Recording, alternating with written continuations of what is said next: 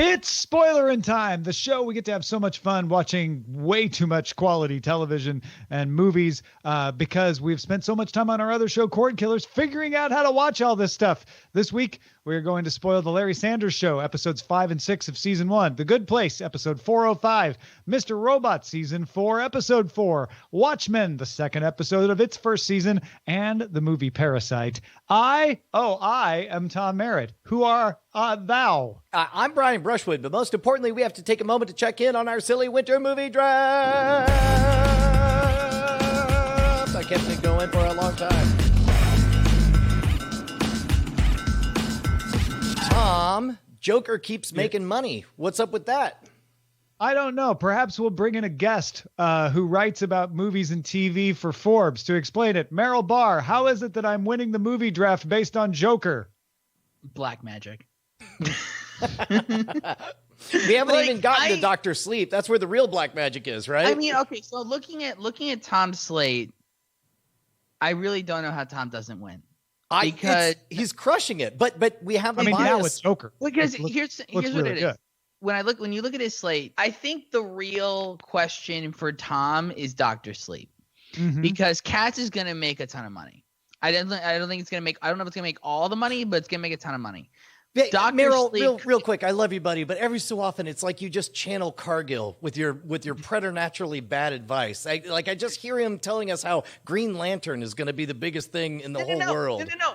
But so Cats is, I think because Cats has so much. It's got that curiosity. Yes, factor. It's got the Your Weird Aunt market locked up, and all 12 of them are gonna go see it. I think that the country's natural weird love of musicals will surprise you. But more importantly, though, Dr. Sleep has the potential to be that ironic post-Halloween horror movie, and I think that's where it's really gonna shine. Let me see, what did Mamma Mia do? Mamma Mia made don't compare it to Mamma Mia, compare it to Les Miserables. That's where you would draw. Didn't Les Miserables do even worse? Cats is going to be my number 2 grossing movie. Mm-hmm. I don't think that means it's going to make all the money, but it is going to be. Cats has its devoted following, and it will make its 90 billion or whatever. I think you got a good 250 million coming in that 200 from Cats. Oh, whoa, man! I'll drop a steak bet right now. I will buy both of you steaks if Cats makes more than $250 million. You are crazy. 200, 250. Dude, Cats. It's Les Cats, Mis. man. Okay, so Mamma Mia made 144, and you said no, compare it to Les Mis. In which case, so you're saying not 144, you're saying 148 domestic. There's no way Cats does 2.5x Les Mis. Taylor Swift. I cover television, not movies. Well, hey, but before we get off the movie draft, though, we should point out that The Current War was Brian's movie, came out this week. It is not listed on our totals here because we're having a little API issue. Mm-hmm. But the next movie coming out this week is Movie League Mike's Terminator Dark Fate, which should do pretty well for him. Have we started seeing reviews for that come out yet? Yeah, I don't think reviews are coming out. People did screen. It did get screened. I know. Yeah, that Rotten Tomatoes says 68%. That's a bummer. I mean, it's just. I think people are got so burned out by bad Terminators that even if this isn't finally another good Terminator, people have already been so burned out that the brand has to rebuild trust, and it's going to take time. Would you say their interest is terminated? No, we wouldn't, Tom. That's the difference between you and us. I will say, Brian, I don't know if you're going to lose. I don't think you're going to end up in the bottom. I think what you really have to hope for is that Bad Boys does really well, and then you won't end up in the bottom. It might. I did the double tap. I went all in on Will Smith thinking he can't have 2 bombs in the same year. And then I remembered he's a 50-year-old guy who hit his prime on television. Let me tell you a little story.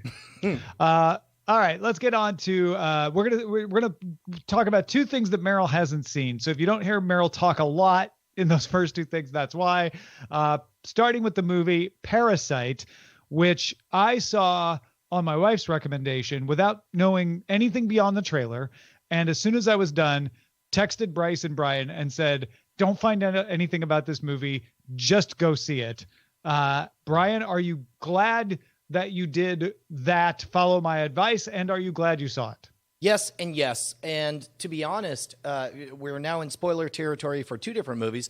It reminded me to a shocking degree of my experience of watching Sorry to Bother You, which Justin Robert Young also told me that I should go see, not knowing anything. Both of them start off with a fairly charming indictment of social strata for the first hour or so. Both of them have a moment that they take very hard, unexpected left turns, and then both of them revel in making you uncomfortable until they offer you a definitely bittersweet ending. Like, if you are happy that you went through Sorry to Bother You, then congratulations, I just laid out the roller coaster ride for Parasite as well.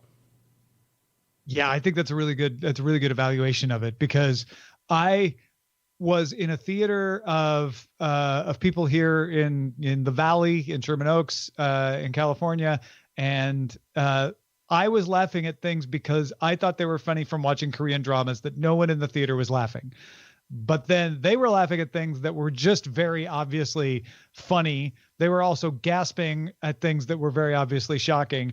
And my thought and my hope was that just being, slightly familiar with Korean dramas wasn't somehow making me enjoy this movie. And you and Bryce both, I think, have showed that had nothing to do with it. This is just a really well constructed, what looks like to be a simple class commentary. It's not even simple. It's a well done class commentary that then turns into a surprising horror film. In an alternate universe, this could have been an adorable Three's Company style 1 hour long heist where a lower class family inserts itself into a higher class family, and at some point they clear up the big misunderstanding and they all live happily ever after. Instead, they put 60 more minutes of, oh my God, afterwards. And all of a sudden, it's like you become increasingly uncomfortable with the social heist, full stop. Bryce, what landed for you on this? I think, the turn is absolutely great. The time management on this movie is incredible. Like, it's 2 hours long, and it kept like getting to the point like, oh, you could end the movie here. Oh, we could just wrap this up right here. And it kept not feeling like it was too much. Didn't feel like, but I was aware by the end, I was like, we got a lot. There's a lot of movie in here. I think the acting's great. The story is great. I've watched a few like Korean dramas, and they're a little cheesy for me. And I was getting worried about that, talking about this like heist that they're doing. Of like, is this really just gonna like whackety schmackety end up being adorable by the end? And when it gets to the point of the hidden basement and the other man, it turns into something. I don't want to discredit the entirety of the K-drama genre, but it elevates the story into something surprising while keeping the same parallels of class and wealth. It keeps those intact. It doesn't just destroy everything to become a horror movie. There's a strain of Korean drama called makjang, which is generally used as a dismissive term for something that is over the top, but everything is taken to the extreme. Every situation is surprising and crazy and overdramatic. And it was when they found the person in the basement and things just started going off the rails that I'm like, oh my God, he's totally painting a nice big brush of makjang across the end of this movie, which was perfect. Because every time I thought, well, the justifiable choice, not even expected, but the justifiable choice would be to do this. And like you say, Brian, at one point, that would be like the cuddly ending. He doesn't do it. He does something entirely different that most of the time I wasn't even imagining. Yeah, he also did a similar thing in Okja, which was, Okja was almost a movie that parents would love to show their kids, and then he made sure to put some really dark bitterness in the middle of it, and to give you an ending that technically is happy, but with a backdrop of oh my god, it's Armageddon behind you. He's got a talent for that. Question, and I'm not good at knowing my Korean actors. The dad character, was that portrayed by the same guy who was the midway through the train guy in Snowpiercer, the guy who I'm only asking this because he didn't look similar until the very end when they showed him with a little bit of a beard, and it reminded me of that actor. So I'm sorry to throw you guys. I'm quickly looking up his IMDb, and yes, he is Namgung in Snowpiercer. Okay, great. Okay, good. Then I'm not crazy. Good. Yeah, I think this movie is fantastic. It might need to win some awards, but even if it doesn't, I don't care. Like it was just super enjoyable. To be honest, when I think of what Americans expect from our movies, and when I think of, I could nitpick just enough on the plot pacing. And look, there's everything I loved about Sorry to Bother You, and I think it's an extraordinary piece of art. But would I put Sorry to Bother You up against Schindler's List? No, for various reasons. Yeah. And likewise, I feel the same way about this movie. I can point to a bunch of things, but I have no interest in doing that, because what I want to do is celebrate all the shots that he sets up, celebrate the fact that for 2 hours they're able to juggle 8 main characters and make me fully understand the dynamics between all of them. Mm-hmm. There's so much to be so thrilled with in this particular piece of art. All right. Anything else on Parasite? No, I do just want to talk more about it, but none of it would be valuable as insight. Let's move on to Watchmen episode 2. What'd y'all think? I think that the most remarkable thing to me was last night, because I guess all good programming has to be on a Sunday night, and I have to watch it all in time for Prestige Cordkillers. night, man. That Prestige night, that night will you up. I only had time to watch one and give it my full attention before going to bed, and I had to look between 2 different windows.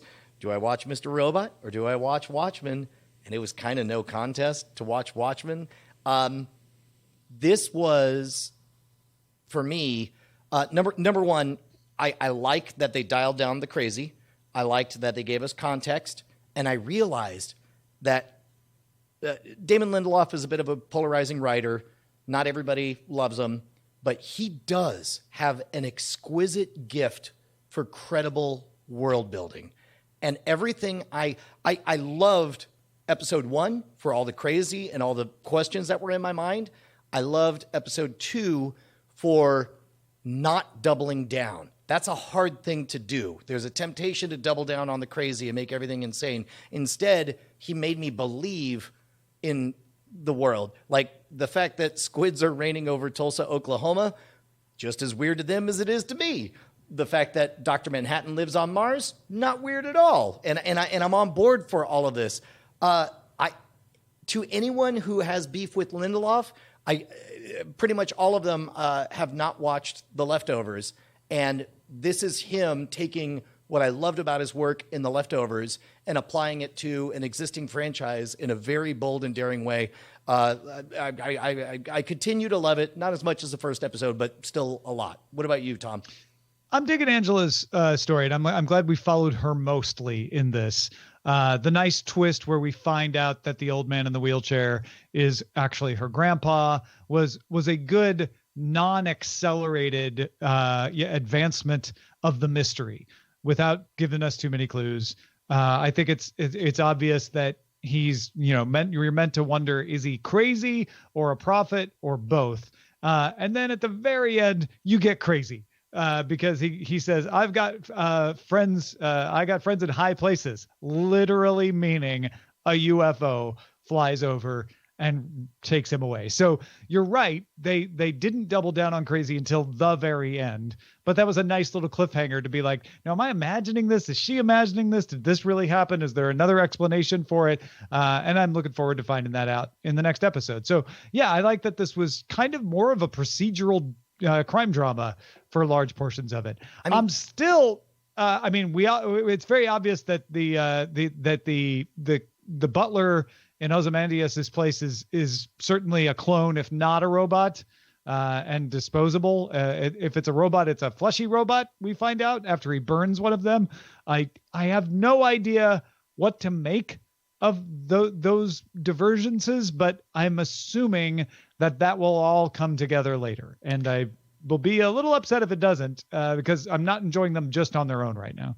If anything, the revelation of him being her grandfather and the recontextualization of everything that happens, weirdly, all of that makes the last scene of the first episode less crazy, which I really enjoy. Like, give me a little bit of breathing room, then stretch it out again. I still... last episode you mentioned that you only knew he was Ozymandias because you saw the IMDb listing. I'm still trying to watch everything through the lens of assuming I don't know. The only thing I did notice was the headline that says Veidt confirmed dead. So I'm trying to pretend like this is just a weird vignette that is popping up. But even in the subtitles, they call him Man in the Estate or Man from the Estate. Like, they don't even call him anything. You think that's just spoiler leakage that happened, or? I mean, it could have even been casting. They may have said, "Hey, this guy's going to be Voight." I mean, first of all, I don't doubt that you're 100% right. And to be honest, like, if my wife was next to me and just said, "Well, that's got to be Ozymandias," then I would be like, "Oh, yeah." So I'm treating it exactly as that kind of thing. I mean, I'd love to jump in on this because I've only seen the first episode. So here's my context on Watchmen. I did not know of the franchise's existence until a movie was happening. I'm part of that generation, right? So I saw them. I've never read the comic. I saw the movie. I've seen only the theatrical. I've seen the directors. I did not see the ultimate cut that had the other thing woven into it. And then I see this, right? And I know the broad strokes of the comic and the things that were changed for the movie. The biggest thing being that squid. So when I saw the TV show, my only thought was like, does this really play to anyone that doesn't know the context of the comic? Because, like, squids fall and all that weird stuff happens. I'm like, I don't know. Like, and I'm torn on the show because there are parts of that first episode, like the raid scene, that are just gorgeous. And then there are other parts where the context you should know about me is I don't like shows that feel like they're up their own ass, which is what The Leftovers felt like to me. A classic prestige show that would, I know. The Leftovers landed it though. All that matters is if you landed at the end, and it definitely did. And then, you know, everything that Lindelof has put out post Lost really feels like this is who he was supposed to be, and then he was tied by certain network constraints on Lost, but still got his philosophy in there. Except for Prometheus, which was definitely garbage.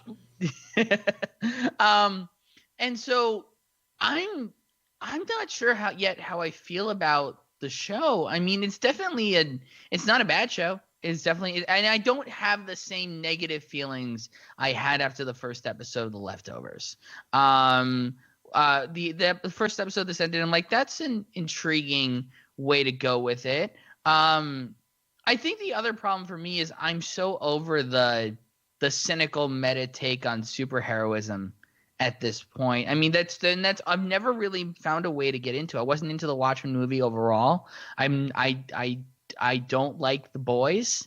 Well, okay. Well, it's been great having you, Meryl. I'm sorry you couldn't stay for the whole episode. Well, and I think Watchmen, and maybe this becomes more apparent in the second episode, but Watchmen, the series here, is very much not about superheroes. It's about law enforcement. And I like that they're not just being like, let's be cynical about superheroes. This is about people who are forced to hide their identity because of a social construction. I think that's an interesting way to kind of short circuit the weariness that you might have. That goes towards the things that I enjoy about it.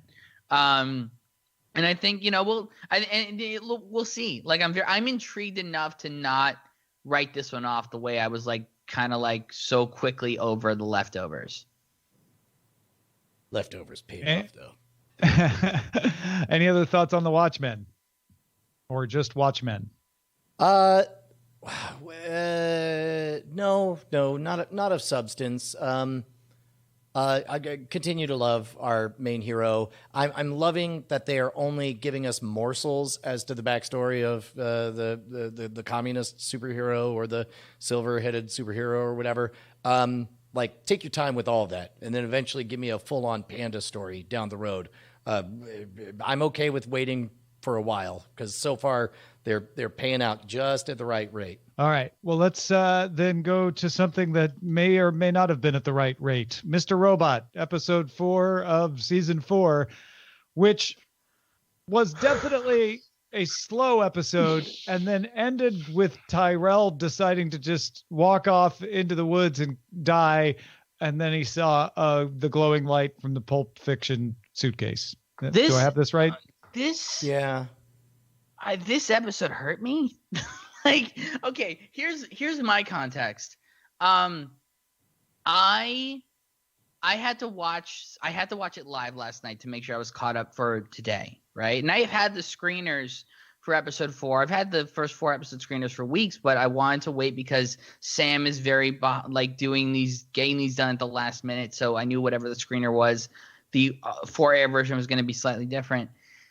I really wish I had just watched the screener for this one because it was just so boring. And it really felt like, did you run out of things to do for the 10 episodes, so you have snuck one in there? Like, it was. If I'm not going to dispute that this was a light episode on, let's call it content, but I will say that we have begun to realize that there are fundamentally different experiences between binging a series versus watching it week after week. This was miserable as a week after week episode, but I suspect it will be judged better down the road as people experience it as them binging and wrapping up. This felt to me like, hey man, we're about to go in for the final battle. Everything's going to be really intense. Let's say we just take a moment to take a breath. And let's do some things that we almost never do. How about an episode with no hacking? How about an episode with no computer Jeep Jop talk? How about a dad and his son and the son's best friend who has like an unrequited love for him decide to go for a walk? How about we the Darlene stuff? The Darlene stuff could have gone. No. The whole thing that saved the episode for me was the fun little and totally transparent conceit where Darlene, because she's caught up in this overdramatic world, thinks the guy has a dramatic story like everyone else in her life, and he's like, no, my wife's not dead, she just threw her back out. I loved that. I thought that was hilarious. I agree. I thought that was quaint for what it was. It just feels to me like I think that's the last bit of pleasantness we get at all. We got as close as we're going to get between Tyrell and Elliot in his various incarnations saying, hey man, I really like you. I like you too.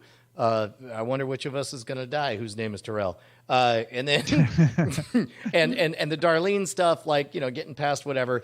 I didn't hate it as much as you guys, but if there was that Netflix watch it 1.5 times feature, if there was ever an episode to do it, this was it.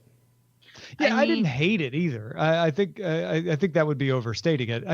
I felt it was going long. It was dragging a little. It had some interesting concepts, like, you know, Elliot stuck where he can't get a connection, but they didn't really do much with that. And then when it ended the way it ended, I was like, okay, that was just weird. It wasn't bad. It was just weird. I wasn't sure what I was supposed to get from this or where it's taken me. I don't think like we're meant to know why they did what they did.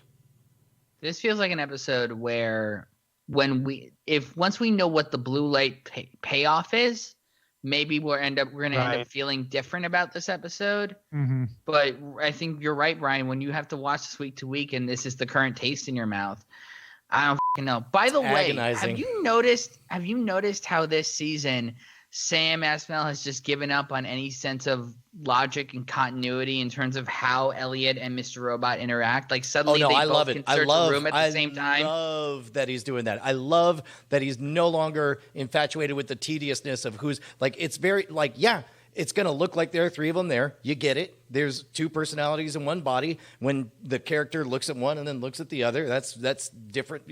Whatever. I love it. Yeah. No, it's All right. it's just close enough to plausible that if you rearrange them in your head, it could work. And I'm actually enjoying him playing with that to the point where Mr. Robot stays seated by Tyrell and Elliot's walking off down Walking the road. away. Yeah. Yeah. I'm like, okay, let's see if he can make sure this doesn't technically violate the rules, and he never does. And He's- it ends he's up playing it the ends tightrope. up playing as sort of like he's tethered. You know that he can't fully walk away from Tyrell. He knows Right. it, and so he gets to the edge of his tether, and then finally it's Yeah, like, yeah. okay, fine. Like, you want me to tell you that I value you? I do. Turns It out I also do. it also feels like they're setting up because I mean we forgot we remembered at the end of last week's recording that we forgot to talk about the mysterious third personality Oh yeah. reveal, and I think that's setting up for possibly opening up the behavioral rules of Mr. Robot and Elliot to fold in whatever this third personality is supposed to be. Right. Oh no! I hope the weird sound in the woods and the light Tyrell saw wasn't the third personality. Oh God, please no.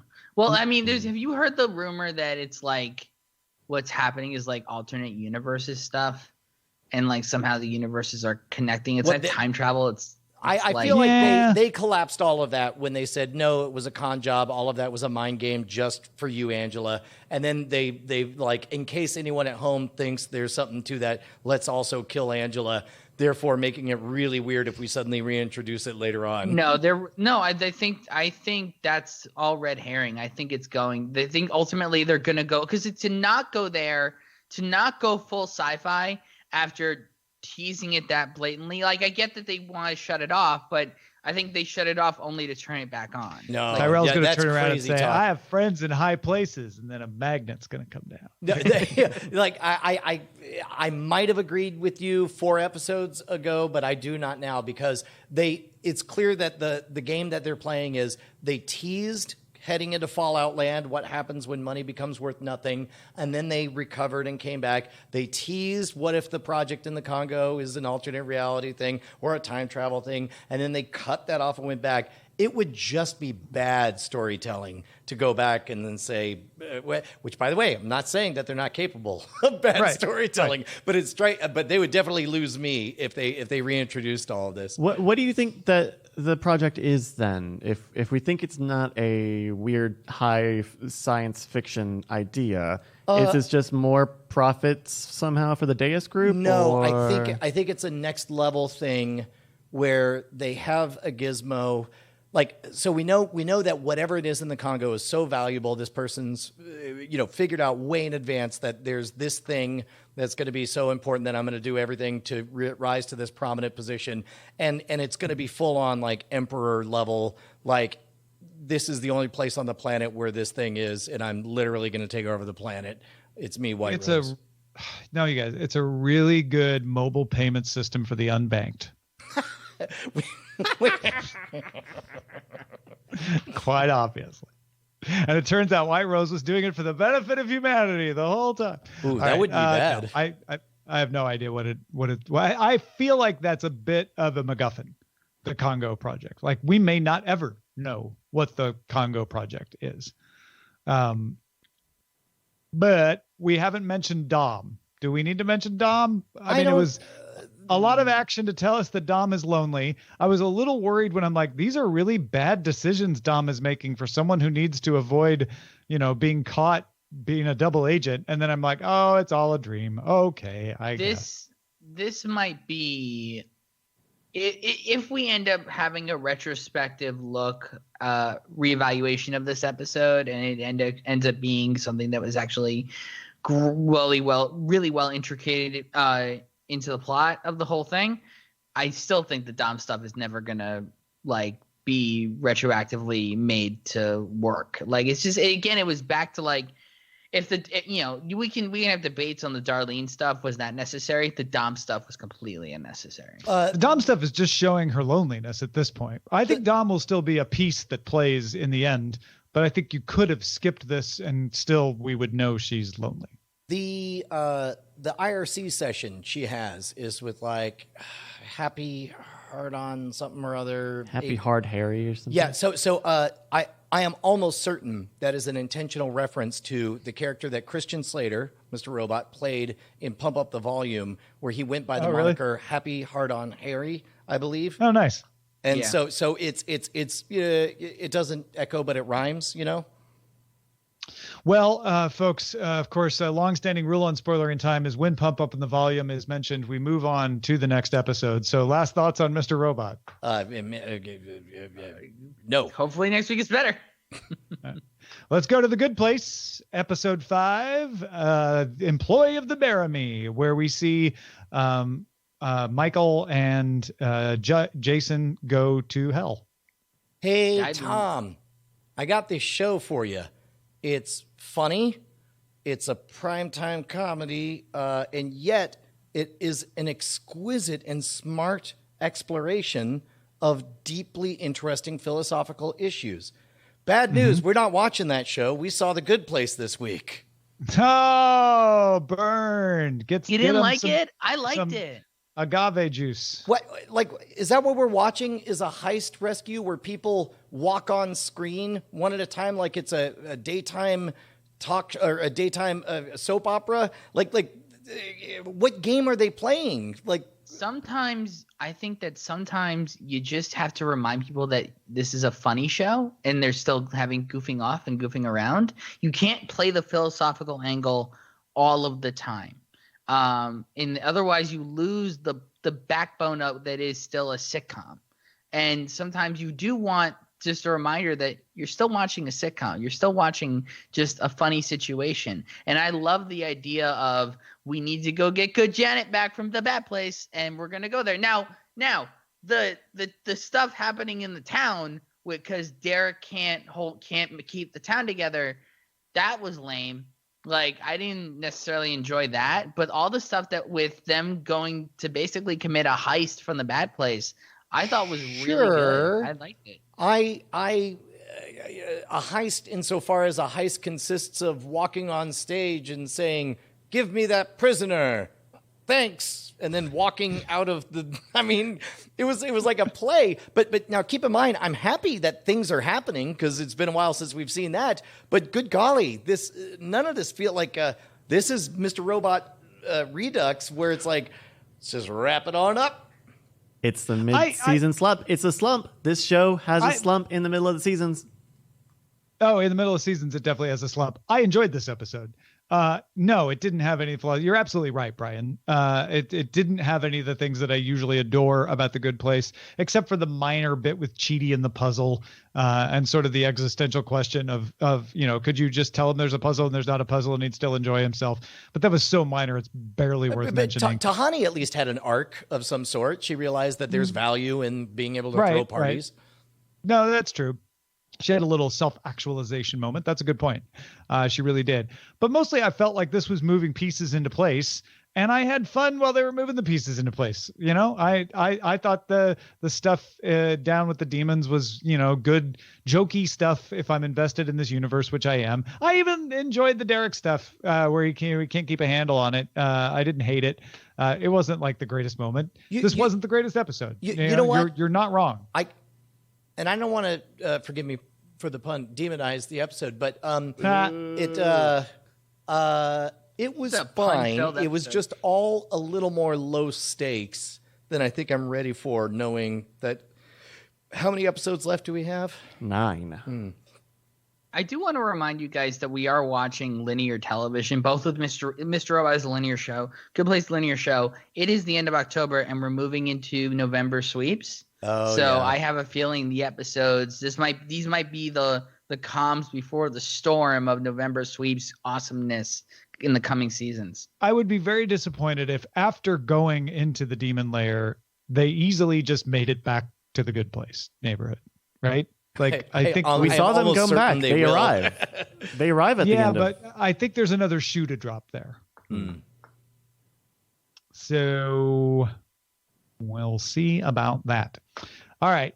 Is it really bad Janet, or is it mediocre Janet, or is it Janet from accounting? Who knows? Anything else on The Good Place? No, man. Let's move on to the Larry Sanders Show. We get Dick Tremaine from Twin Peaks as a producer on the first of the 2 episodes we watched, the new producer. And then we get an actress who in her prime flirts outrageously with Larry Sanders and gets his wife jealous. There was kind of a time travel moment where I was like, oh, that's right. Before Mimi Rogers was mainly the older love interest of Austin Powers. Before even that, 10 years before, she was really in her prime. It's crazy to see her play up the sexual angle on that. Of the 2 episodes, I thought that was the weaker of the 2, partly because I understand that they were setting up that Larry has a weakness or whatever, and it's clear that the part that sort of cut the nuts off of it for me was that his wife clearly knows when he's flirting and not flirting, and you would think that that would mean that she recognizes when he's being good, even if it doesn't look like he's being good to the audience. But instead, they flipped those roles, and she had her be skeptical of him doing the right thing. Well, she starts like that, where she understands it's just on TV. And then I felt like they were trying to make us believe that his reaction to the show and wanting to turn it off was what was making her wonder if there was actually something to it. I mean, all right. So first context, this is my first outing with this show, these 2 episodes ever. Brian, you and I are on complete opposite ends. I thought this was the Mimi Rogers episode. I thought was the stronger of the 2 episodes. I wonder if that's because 6 episodes in, I feel like they're telling us stuff that I've already intuited about this character. But for you, these are the first opportunities to find these things out about this character. Entirely possible. Like the producer episode felt like it was existing on a very thin, idea, which was what if the whole punchline was we're going to do a joke about 2 men who are in a romantic relationship but are not in a romantic relationship. Well, and I think again, I was ready for that. I was ready for this show to be about more than Larry, because we've gotten 4 episodes of Larry, and I'm like, oh, finally, we're talking about Rip. Rip Torn is who plays him, yeah. And then I was thrilled. So maybe it's just a novelty bias on my part.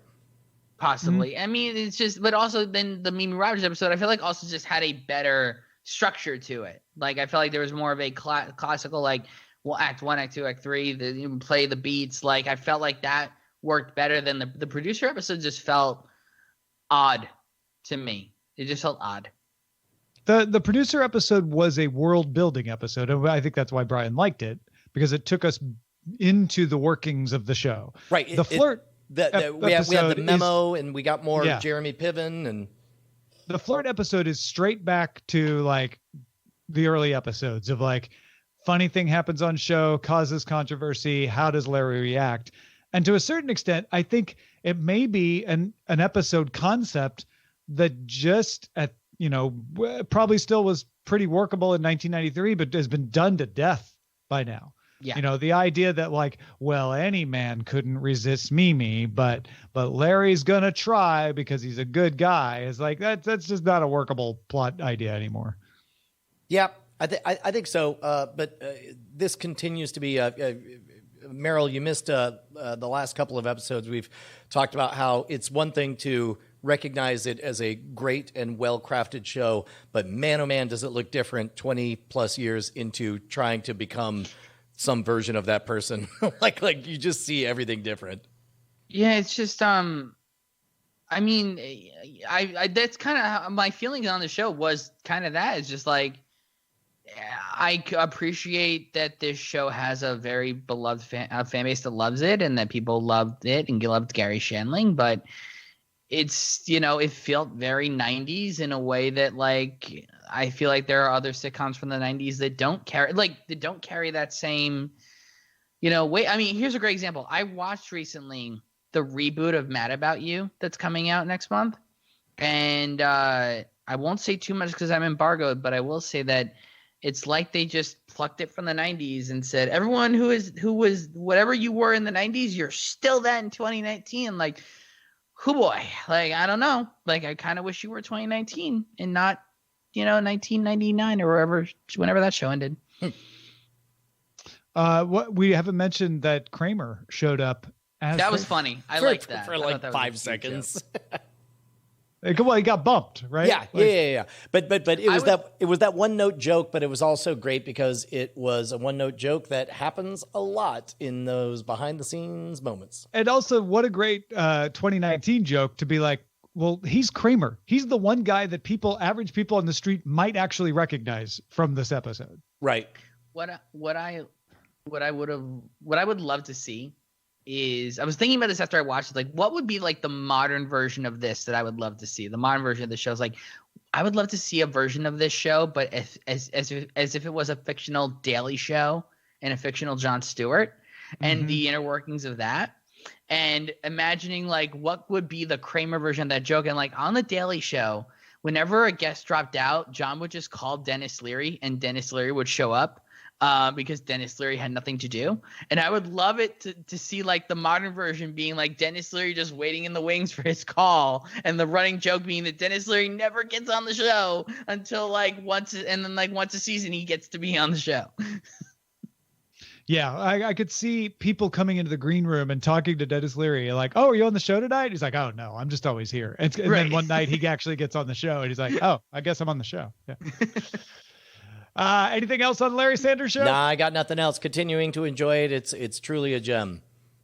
Meryl Barr, where can folks find what you're doing these days? Y'all can find my podcast, Word Tetris, at wordtetris.com. There's a Patreon element. Please sign up if you can. It would mean a lot to me if you sign up. It's a writing podcast. You get all the full experience of the show by signing up for the $1 or $3 tiers on Patreon. My writing content, Forbes, you can find all that stuff off my Twitter, twitter.com/Meryl Barr, MERRILBARR. Thanks, everybody, for supporting us at patreon.com/Cordkillers and making sure we can continue to grapple with this quality peak TV that keeps getting thrown at us on Sunday nights. We'll spoil you again next time. Hells yeah.